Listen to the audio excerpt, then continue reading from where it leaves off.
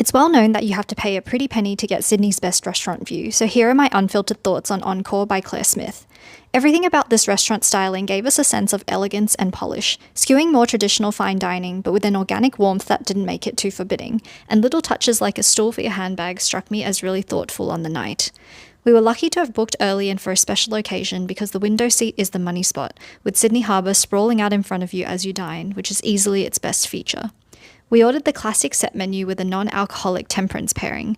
I loved this set of amuse-bouche, starting with an incredible roast chicken taco that felt like a nostalgic throwback to rotisserie chicken, wrapped in crispy chicken skin. The jellied eel toasted seaweed and malt vinegar was surprisingly mild, creamy and smoky. The chicken liver parfait and Madeira was also a favourite, just a great combination of pastry and the smoky flavour bomb. The black truffle gougere ended the course on a warm, cheesy but light note with the choux pastry.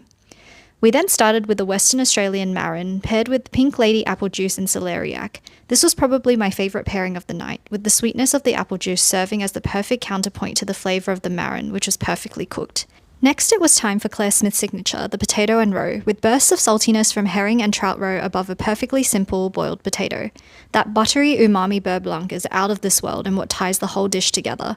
We were advised to mop the sauce up with our bread, which was absolutely sage advice. This was paired with orange juice infused with shiitake and miso, which lent it a slightly bitter aftertaste, but the acidity was appreciated to cut through the richness of the sauce. The next course is where I think Oncore started to lose me a little. No knock on the perfectly cooked roasted coral trout, but the flavour profile and richness of the sauce felt almost identical to the potato and roe we had just eaten. It makes sense for the menu to follow a theme, but between that and the echoes of the same flavour notes in the first Marin dish, I think I was starting to crave a different kind of sauce. This was also not helped by the next juice pairing, a purple carrot and maple syrup. The sweetness of the juice did not cut through at all and added a strange aftertaste.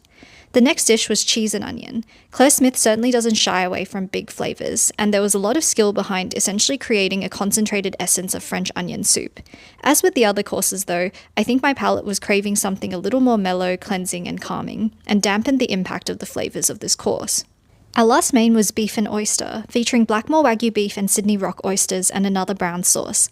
The oyster flavour was subtle, the dish creatively plated, and I think I was grateful to have something that rested more on the inherent flavour of the beef rather than another really rich sauce.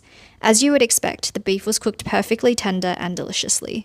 Another Clare Smyth signature, the core apple, was up next, a smooth mousse with hugely punchy, tart and sweet flavours that really coats your entire tongue. In general, I wish Oncore would have explored some other liquids for the temperance pairing, like carbonation or different temperatures. Here, I think a tea or milder mellow drink would have been amazing because the tart tomato and cherry vinegar juice offered no reprieve from the intense flavour explosions. The final